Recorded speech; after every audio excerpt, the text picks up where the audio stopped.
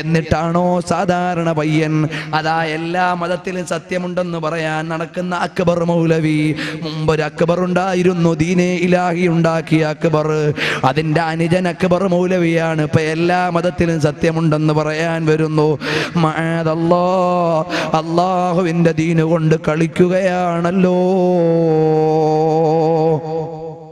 ഇനി മറ്റൊരുത്തം പറയുന്നത് നോക്കിയോളൂ, അയാൾ അങ്ങനെ എനിക്ക് പ്രയോഗിക്കാൻ കഴിയൂ. പറയട്ടെ മോനെ. പറയുക പ്രവാചക, ഇന്നമാ തീർച്ചയായും നിശ്ചയമായും അനബശർ, ഞങ്ങൾ ഒരു മനുഷ്യനാണ്. എന്നിട്ട് പറയുന്നെന്തറിയോ? മിസ്ലുക്കും, നിങ്ങളെപ്പോലെ. ആ നിങ്ങളെപ്പോലെ എന്ന് റസൂല് പറയുമ്പോൾ അത് ആരോടായിരിക്കും? ആ റസൂലിന്റെ പ്രഥമ സംബോധിത സമൂഹത്തോട്. അതിൽ അമുസ്ലിങ്ങളുണ്ട്, മുസ്ലിങ്ങളുണ്ട്, ക്രിസ്ത്യാനികളുണ്ട്, ജൂതന്മാരുണ്ട്. അവരോട് പറയാൻ ഞാൻ നിങ്ങളെപ്പോലെ. അത് ഏതൊക്കെ കാര്യത്തില്? കാഴ്ച, കേൾവി, മറവി. അപ്പോൾ ക്രിസ്ത്യാനികളെ പോലെ ബഹുമതക്കാരെ പോലെ ഞാൻ സാധാരണക്കാരനാണെന്ന് നബി സല്ലല്ലാഹു അലൈഹി വസല്ലം തങ്ങൾ പറഞ്ഞു. പോൽ പ്രയോഗിക്കാനുള്ള നാവുണ്ടല്ലോ, അല്ലാഹ് കൊടുത്ത നാവ് കൊണ്ടാണല്ലോ അള്ളാഹുവിന്റെ റസൂലിന്റെ പേരിൽ ആരോപണം പറയുന്നത്. നബി സല്ലല്ലാഹു അലൈഹി വസല്ലം പറഞ്ഞ എല്ലാ ചാത്തനെയും ചെറുമനെയും പോലെയാണ് ഞാൻ എന്നാ? ഇല്ല. ഞാൻ മനുഷ്യനാണ്, മലക്കല്ല. അള്ളാഹ് റസൂലിനെ കുറിച്ച് മനസ്സിലാക്കാൻ ഷോർട്ട് ഫോം ഞാൻ പറഞ്ഞുതരാം. അള്ളാഹ് റസൂലിന്റെ മേലെ അള്ളയേ ഉള്ളൂ. അള്ളാഹ് കഴിഞ്ഞാൽ പിന്നെ നബിയാണ്. ആ നബിയാണോ പറയുന്നത് ഇങ്ങനെ? അള്ളാഹ് റസൂലിന്റെ മേലെ പദവി കൊണ്ടും സ്ഥാനം കൊണ്ടും ബഹുമാനം കൊണ്ടും അള്ളാഹുവേ ഉള്ളൂ. വഅഫ്ളലുൽ ഖൽഖി അലൽ ഇത്ലാഖി നബിയുനാ ഫമിൽ അനിൽ ശിഖാഖി. തർക്കിക്കാൻ നിൽക്കണ്ടടാ. നബി സല്ലല്ലാഹു അലൈഹി വസല്ലം തങ്ങൾക്ക് മേലെ അല്ലാഹേ ഉള്ളൂ. അള്ളാഹുവിന്റെ ഉലൂഹിയത്തിന്റെ പദവി കഴിഞ്ഞാൽ പിന്നുള്ള പദവി ഏതാണ്? ആ പദവി അള്ളാഹുവിൻ്റെതാണ്, ആരും കൊടുത്തതല്ല. അപ്പോൾ ലാത്തിയായ പദവി അള്ളാഹുവിൻ്റെത് മാത്രമാണ്. പിന്നീടുള്ളത് അതാഇയായ പദവി, അല്ലാഹു തആല ദാനം നൽകുന്ന പദവിയാണ്.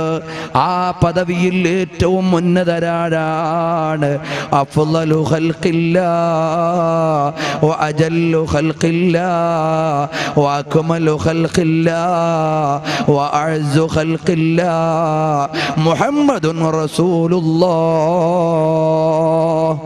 സല്ലല്ലാഹു അലൈഹി വസല്ലം. സമയം കുറവായതുകൊണ്ട് ഞാൻ പെട്ടെന്ന് പറഞ്ഞു പോകാം. അടുത്തൊരാൾ പറയുന്ന ഒരു ശകുനം നോക്കൂ. പ്രസവിക്കുന്നതിന് 2 മാസം മുമ്പ് തന്നെ ഭൂതലം വിട്ടുപിരിഞ്ഞു പിതാവ്. നമ്മളാണ് എന്ത് പറയും? ചെക്കന്റെ വയറ്റിൽ ഊറിയപ്പോഴേക്കും തന്ത തെറിച്ചുപോയി. അവിടുന്ന് ആമിന ബീവിയുടെ ഗർഭാശയത്തിലേക്ക് വന്നപ്പോഴേക്ക് വാപ്പ വഫാത്തായിപ്പോയി എന്നുള്ള പ്രയോഗമാണ് പറയുന്നത്. ഇതുപോലെ നാടൻ വർത്തമാനം ഹബീബിനെ കുറിച്ച് പറയുന്നു. പിന്നെ എവിടെയാണോ ഈ മഹബത്ത്? പിന്നെ എവിടെയാ ഈമാൻ? ഈമാൻ കഴിഞ്ഞിട്ടില്ല, പിന്നെ മഹബത്ത്. അടിസ്ഥാന ഈമാൻ പോലും ഇല്ല. അള്ളാഹുവിന്റെ ഹബീബിനെ കുറിച്ചുള്ള പ്രയോഗത്തിലെ പരമധികാരികളാണ്. അവർക്ക് മാപ്പ് കൊടുക്കാൻ ഈമാനുള്ള കേരളം അടിസ്ഥാന ഈമാനുള്ളിടത്തോളം കാലം അനുവദിക്കുന്ന പ്രശ്നമേ ഇല്ല.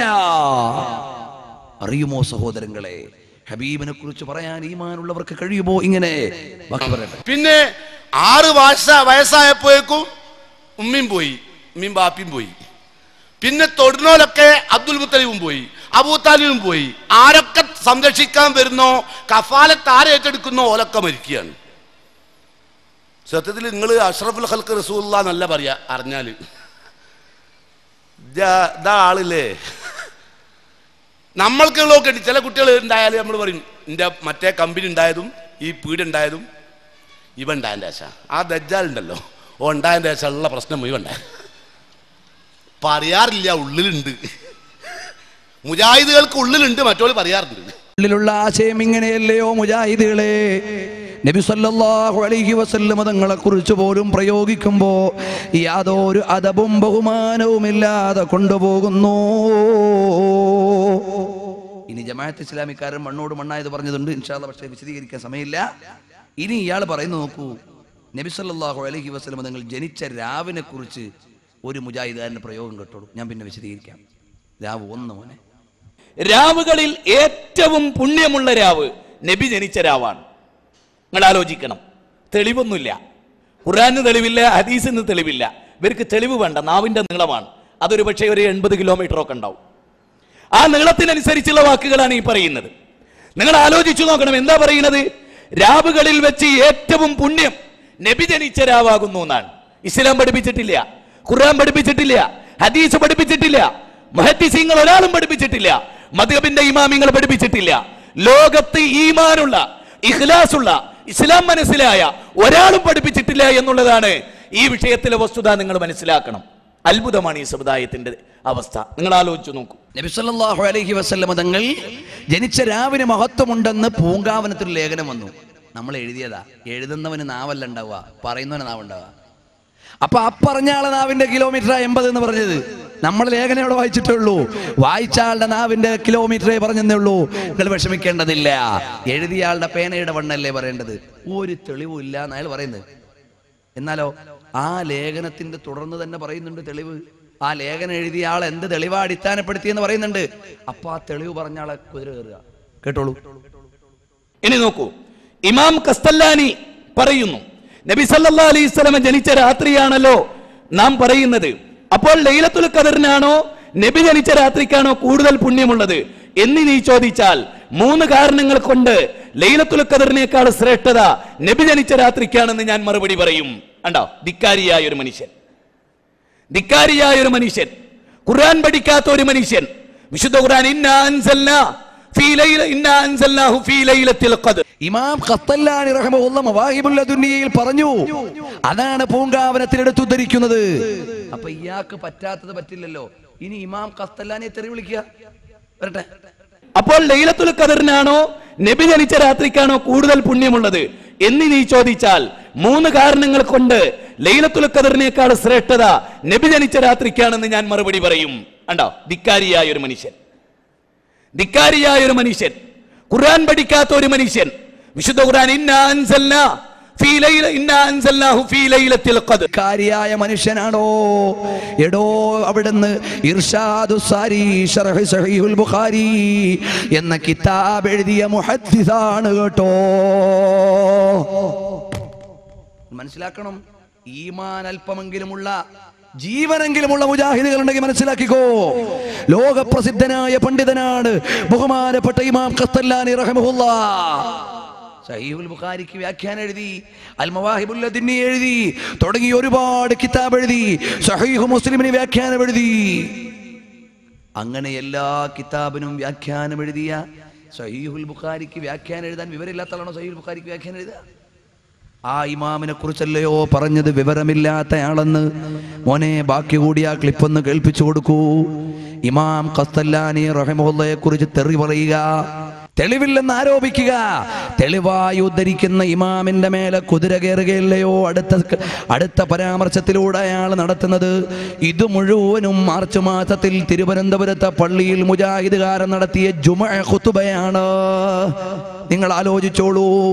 ഇത്തഖുല്ലാഹ ഹഖ്ക തുഖാതിഹി എന്ന് തഖ്വയിലേക്ക് ക്ഷണിച്ച് അനുബന്ധമായി വിശദീകരണം നൽകുന്ന ഇബാദത്താകുന്ന ഖുതുബയ്ക്ക് പകരം പള്ളിയിൽ കയറി നിന്ന് നടത്തുന്ന കവാത്താണ്.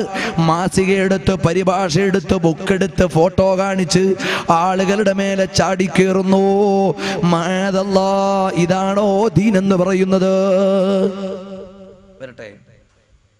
ഇനി അയാൾ നബിദിനം തന്നെ ഇല്ല എന്ന അയാളുടെ വാദം. നബിദിനം തന്നെ ഇല്ല എന്ന് അയാൾ പറയുന്നു. ആ ജനിച്ചതും റബീഉൽ അവ്വലിനല്ല, റമദാനിലാണ്. മുഹമ്മദ് നബിയായത് റമദാനിലാണ്. അല്ലേ അല്ലേ അല്ലേ? ആർക്കാ അതിലെതിരെ അഭിപ്രായം? പിന്നെ റസൂല് ജനിച്ച ദിനം, അതാണ് മുഹമ്മദിന്റെ ദിനം. മുഹമ്മദ് ജനിച്ച ദിനം, അവിടെ നബി ഇല്ല, റസൂലില്ല. നബി ജനിച്ചപ്പോ റസൂലല്ല, അത് ഈസാ നബിയാണ്. അത് ഖുർആൻ വേർതിരിച്ചു പറഞ്ഞു. ഞാൻ ജനിച്ചപ്പോ തന്നെ നബിയാണെന്ന് ഈസാ നബി പറഞ്ഞു. ഞാൻ ജനിച്ചപ്പോ നബിയാന്ന് മുഹമ്മദ് നബി സല്ലല്ലാഹു അലൈഹി വസല്ലം പറഞ്ഞിട്ടില്ല. 40ാമത്തെ വയസ്സിലാണ് നബിയായത്, ഇറാഖുവയിൽ വെച്ചാ നബിയായത്, നുബുവത്ത് കിട്ടിയപ്പോ നബിയായത്. അത് ലൈലത്തുൽ ഖദറിന്റെ രാത്രിയിലാണ്. അല്ലേ? എല്ലാവർക്കും അറിയാവുന്ന വസ്തുതയാണ്. അല്ലേ? അപ്പൊ നബിദിനം എന്ന് പറയുന്ന വാചകം തന്നെ തെറ്റാണ്. നബിദിനം എന്ന് പറയുന്ന വാചകം തന്നെ തെറ്റാണ്. ഒന്നാമത് കേട്ടോളൂ. നബി സല്ലല്ലാഹു അലൈഹി വസല്ലം തങ്ങൾ പറയുന്നു, അന നബിയുൻ വ ആദമു മുൻജദിലും ഫീ തീനതിഹി. ഞാൻ നബിയാണ്, ആദം നബി മണ്ണിന്റെയും വെള്ളത്തിന്റെയും ഇടയിലുള്ള അവസ്ഥയിൽ തന്നെ. അടുത്തത് കേട്ടോളൂ. അന നബിയുൻ വ ആദമു ബൈന ത്വീനി വൽ മാ. ഇനിയോ നബി 40-ാമത്തെ വയസ്സിലായെന്ന് വെച്ചാ തന്നെ നബിദിനമില്ലെന്ന് വരുമോ? ഇല്ല. അങ്ങനാണെങ്കിൽ ഈ ബാലുശ്ശേരിന്റെ വാപ്പാക്ക് ജന്മദിനം ഉണ്ടാകുമോ? എടാ നിന്റെ വാപ്പ ജനിച്ചിട്ടില്ല, 25-ാം വയസ്സിലല്ലേ വാപ്പയായത്.